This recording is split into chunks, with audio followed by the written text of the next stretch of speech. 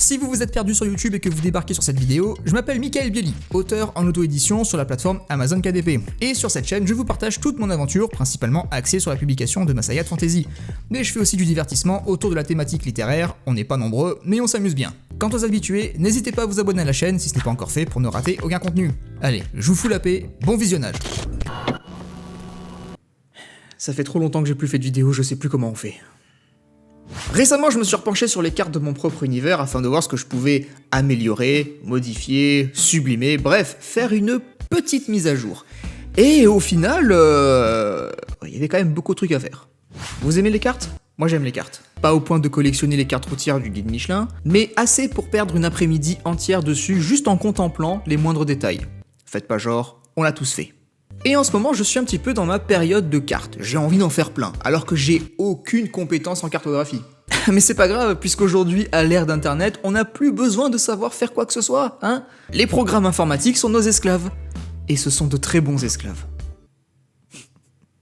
Et justement, aujourd'hui, on va remettre au propre une des cartes de mon propre univers, parce que absolument tout sur cette chaîne doit tourner autour de moi. Ouais, on fera une carte de mes chevilles, juste après. Connaissez-vous Inkarnate ? Si vous écrivez de la fantasy, je suis prêt à parier que oui pour beaucoup d'entre vous.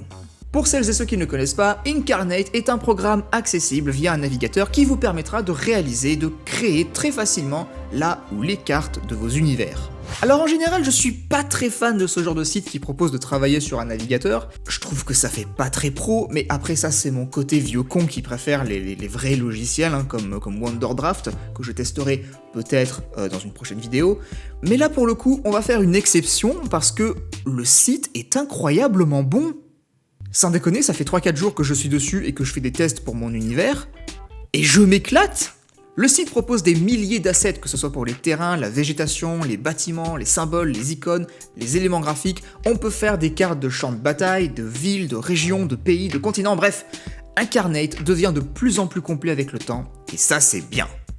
En termes de prix, c'est vraiment pas cher pour le contenu proposé. On a bien sûr une version gratuite avec des assets limités, et déjà, avec ça, on peut faire des trucs très poussés. Mais si on a envie d'aller encore plus loin, vous pouvez choisir de payer la version Pro, qui est un abonnement à 5€ par mois, et qui vous débloquera tout le contenu du site. Ou vous pouvez choisir de payer 25€ à l'année, ça dépend de ce que vous voulez faire.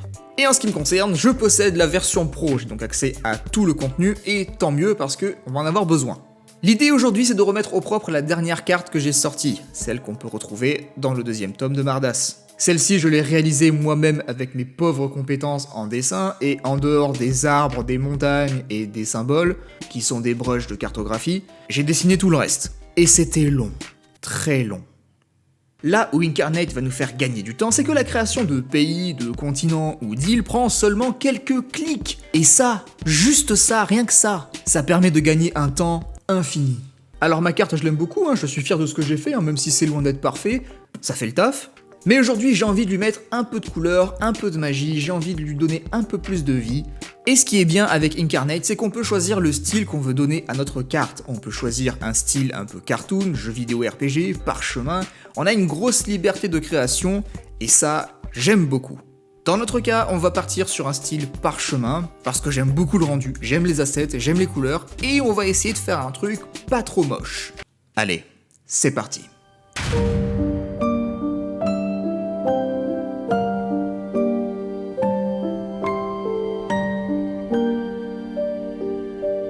Alors, on va commencer par créer une nouvelle map, et on va choisir Parchemin World. On va rester sur du landscape, basique. Je peux faire une carte en 4K si je le désire, mais la 4K, c'est gourmand. D'ailleurs, il le dit, un 4K editing demande beaucoup de RAM et de mémoire vidéo et ne fonctionne pas sur tous les systèmes. Alors comme j'ai pas envie de passer 3 heures à déplacer un icône, on va rester sur du 2K. C'est déjà très bien, et déjà en 2K, plus il y a d'éléments et plus déjà ça rame. Donc on va se calmer. Donc, landscape, c'est parti. Et c'est là que je regrette de ne pas avoir 2 écrans, parce que du coup je vais être obligé d'afficher constamment la deuxième carte comme ça. Ah bah non, attendez, je suis con, j'ai la carte sous les yeux, j'ai le bouquin. On va essayer de la mettre... Ouais, ça le fait. Là, ce que vous voyez, c'est l'océan. Y a rien, pas de terre, pas d'île, rien. C'est à nous de sculpter notre carte. Et pour ça, on va utiliser l'outil pelle, qui s'appelle outil masque en vrai, mais je préfère outil pelle parce que Il y a une pelle. On va se servir essentiellement de ces deux modes. Add, qui va servir à ajouter de la terre, et Subtract, qui va faire office de gomme et qui va nous servir à creuser un peu plus en détail notre terrain. Comme vous le voyez, en seulement quelques clics, je peux très facilement générer une île et le rendu est déjà crédible.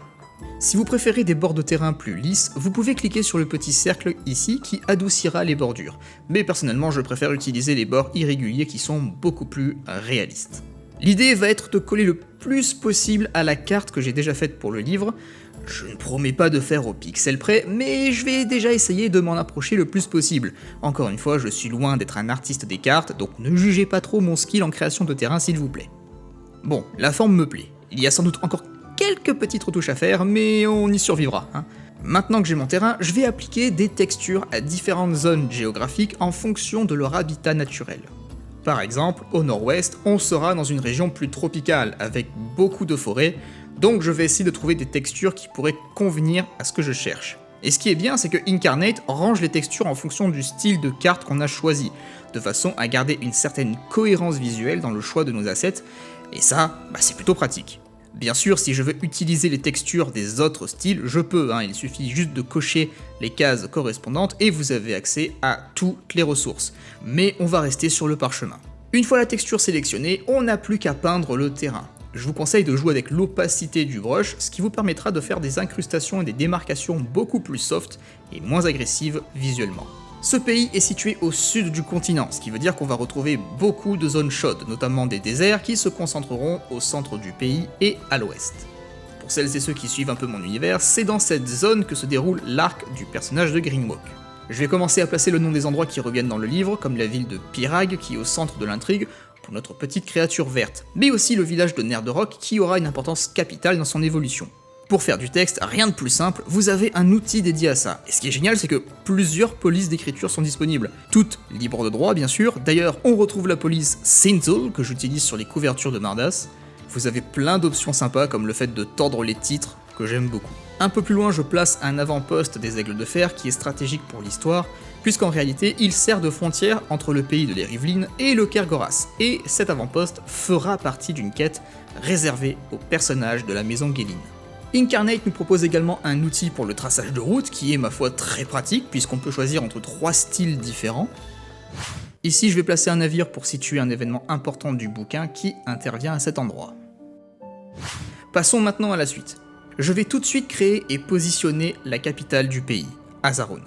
Encore une fois, selon le style de carte que vous aurez choisi, Inkarnate vous proposera différents styles d'icônes pour garder une cohérence visuelle.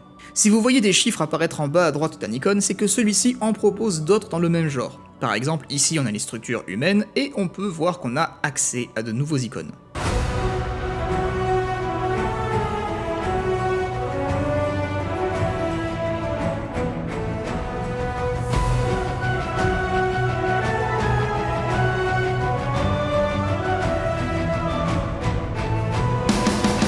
Mon plus gros défaut dans la création de cartes, je crois que ce sont les rapports d'échelle. Je sais jamais quelle taille choisir pour les éléments. Est-ce qu'ils doivent être encore plus petits, plus grands, plus espacés? J'ai encore de grosses lacunes à ce niveau-là, mais je pense que ce programme va m'aider à m'entraîner. Tous les lieux que je place sont des lieux qu'on visite ou qui sont évoqués dans le tome 2. De cette manière, on peut suivre assez facilement le trajet des personnages. Plus tard, je rajouterai des lieux manquants qui n'apparaissent pas dans le livre, mais pour l'instant, je me concentre sur ceux qui sont mis en lumière.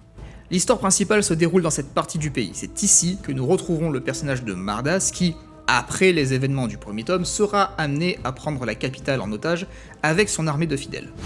À ce stade de la carte, mon PC commence à ramer sévère. Plus il y a d'éléments, plus ça devient difficile de se déplacer sur la carte et de manipuler les éléments. Et pourtant, j'ai un PC gamer. J'ose même pas imaginer ce que ça donne en 4K.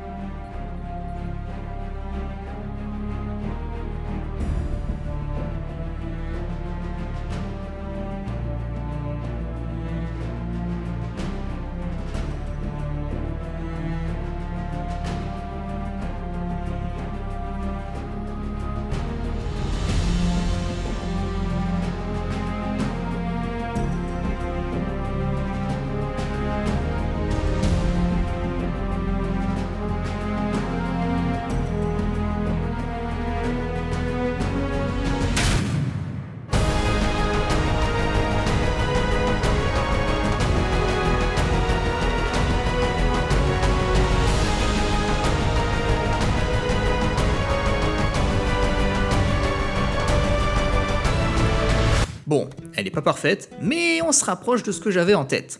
Si le résultat vous plaît, il vous reste plus qu'à exporter votre travail, vous pouvez choisir de l'exporter en 4K, mais sachez que l'export prendra beaucoup plus de temps selon la puissance de votre PC.